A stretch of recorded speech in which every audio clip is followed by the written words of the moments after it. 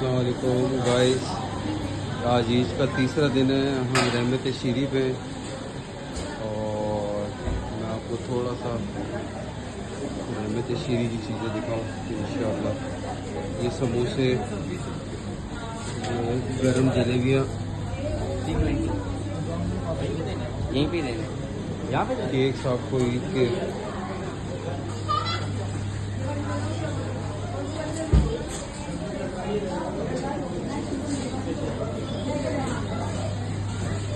पीछे आपको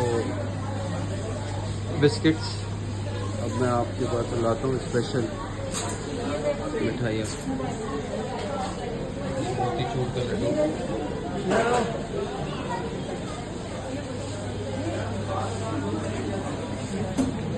छोटे गुलाब जामुन, बड़े काला गुलाब जामुन।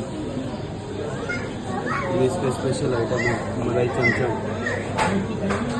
हबशी हलवा, कलाकंद,